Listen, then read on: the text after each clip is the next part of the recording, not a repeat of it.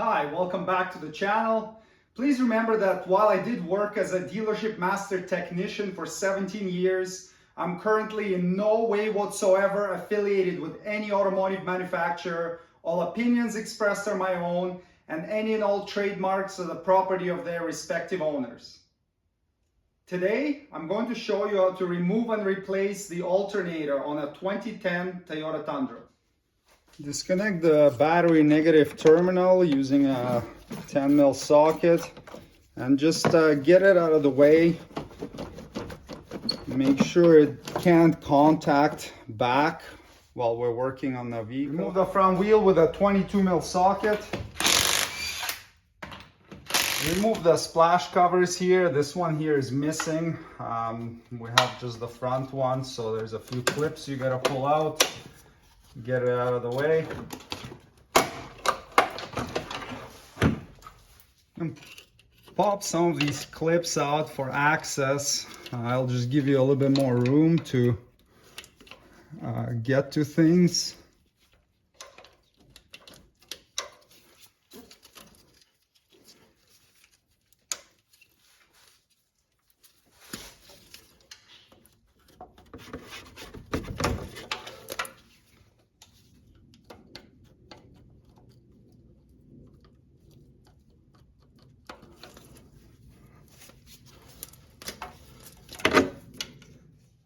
You need to remove the accessory belt. The tensioner is right there. I'm showing it to you from the bottom. It's really difficult to see from the top. You can either access it from the bottom or from the top, whatever works best for you, but that's the 14mm bolt right there you gotta grab, and then ratchet it counterclockwise to take the tension off the belt, and then you'll be able to take the belt off.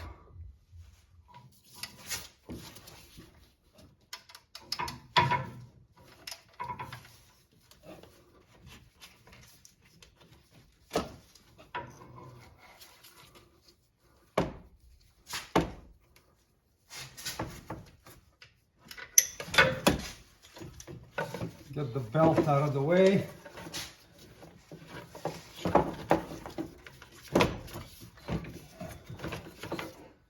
Now you can unbolt the power steering pump. The one bolt is right up top here, that 14mm right there. And the other one's on the opposite side of the shaft of the pump. So it's about a 90-degree angle. Now it's a lot easier to do if you have like the fan and the shroud out. But I'll show you how to do it without removing any of that.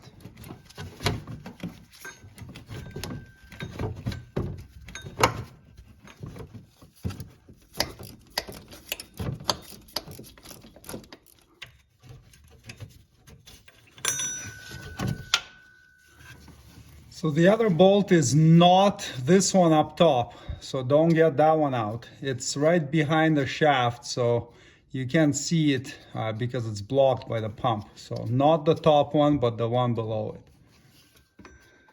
You can get in from the bottom and get a wrench on it.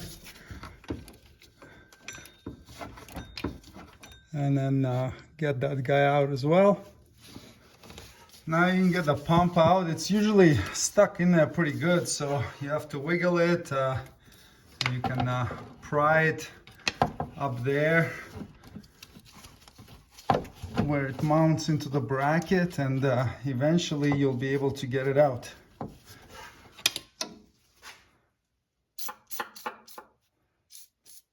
Give it a little penetrating oil to help it slide in the bracket.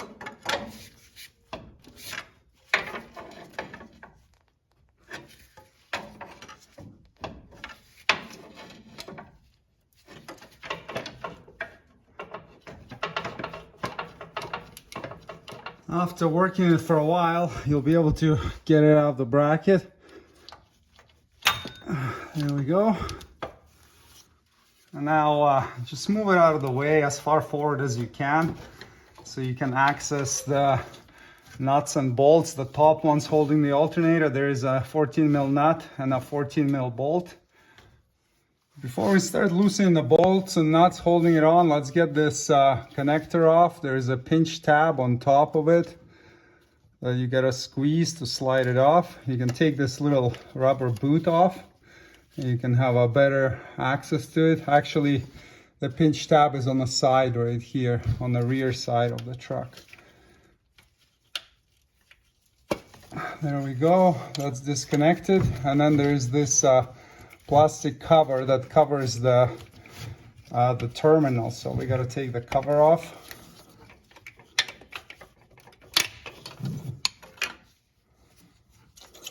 Pop the cover off and slide it off to expose the 10mm nut that's holding the terminal on.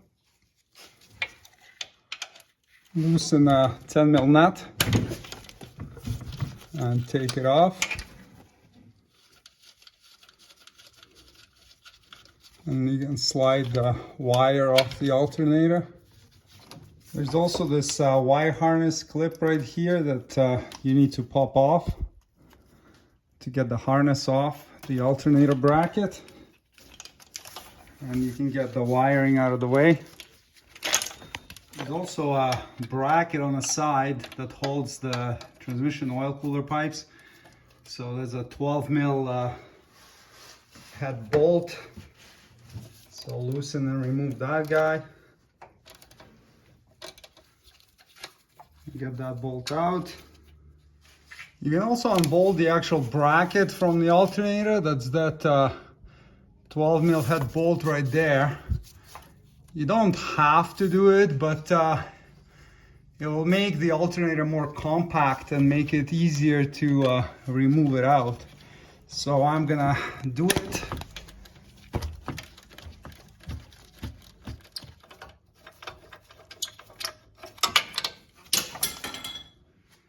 It's also really helpful to remove this 12mm bolt here that holds those same transmission oil cooler lines to the side of the engine oil pan, because if you don't get it out, the cooler lines are kind of in the way of getting the bottom alternator bolts out. So I would loosen and remove this guy as well.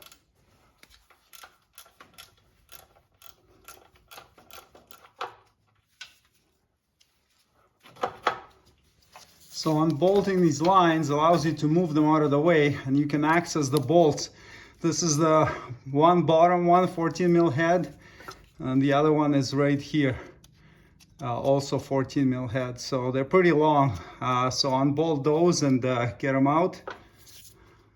Before you start working on those lower alternator bolts, I highly recommend unbolting the sway bar, because if you don't unbolt it, it's pretty much impossible to get the alternator out of the bottom. And also if you unbolt it first, it will be easier to get your ratchet on those lower alternator bolts. And the bolts are 17mm heads. There are 4 of them.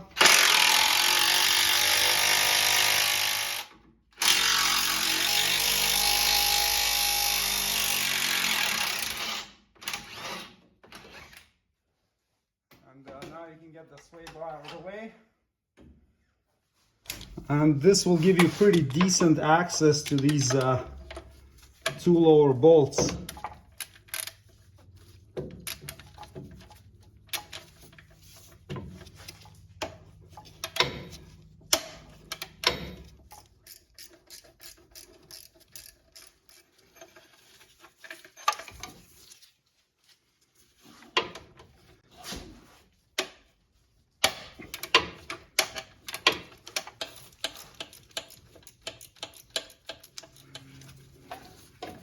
And get the lines out of the way and get the bolt out. It would also be helpful to get this harness clip off and maybe the oil pressure sensor, because you'll be getting the alternator out this way.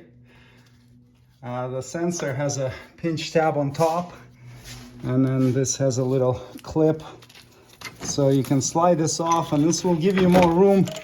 You can get the alternator harness out of the way completely, and then you'll be able to remove it through here. So now we can proceed to removing the top bolt and nut. So there are a couple of 14mm short bolt and this nut here. Because the alternator is sitting on the stud, it's not gonna fall out yet. If it's stuck, We'll have to pry it off a little bit.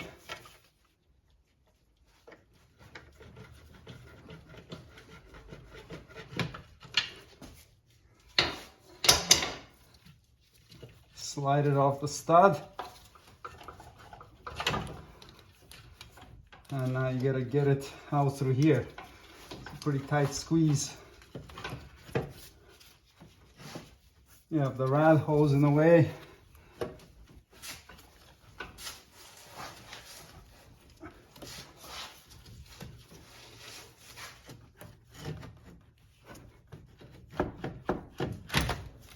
But it will come out. Check the alternator. There are two alignment dowel sleeves. Sometimes they get stuck in the block, sometimes they get stuck in the alternator. Just make sure you don't have them overlapping or missing. You need one for each one of these. Install the alternator back, tighten the 3 bolts and the nut to 32 foot-pounds. Reinstall the little bracket and tighten the bolt to 23 foot-pounds. Reconnect the harness and then clip pressure sensor connector back in.